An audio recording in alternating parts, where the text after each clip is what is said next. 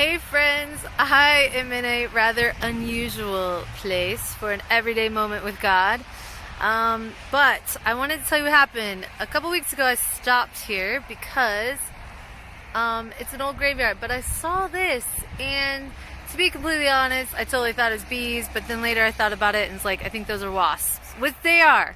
But the analogy still applies here because I posted about how God was speaking about finding honey in the rock.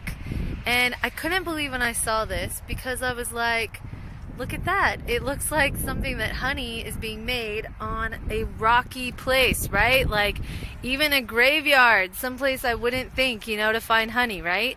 But I felt like God was just really reminding me that even in the most rocky places, even the place where, there's even death, like Jesus came to bring honey. He came to bring life. And I just wanted to encourage us all that in times when it feels like, God, where are you? How do I find you? And even places like this.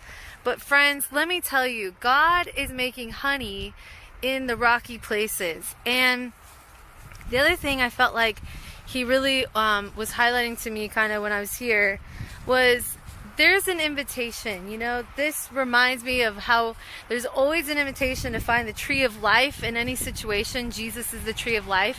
And I love that there's a bench here because there's an invitation to come and sit with him to find life in the middle of our circumstances that even like this maybe doesn't look good. But Jesus has given us an invitation to find honey in the rocky places. So friends, I want to encourage you today to spend time sitting with Jesus and ask him, Lord, how are you going to bring honey into my life no matter what circumstances are going on? Because the cool thing when I was reading about the honey in the rock, which is mentioned, I believe it's in Deuteronomy, is the fact that honey isn't necessary. Even like how God fed the Israelites manna and it tasted like honey. Honey is something that's extra. It's sweet.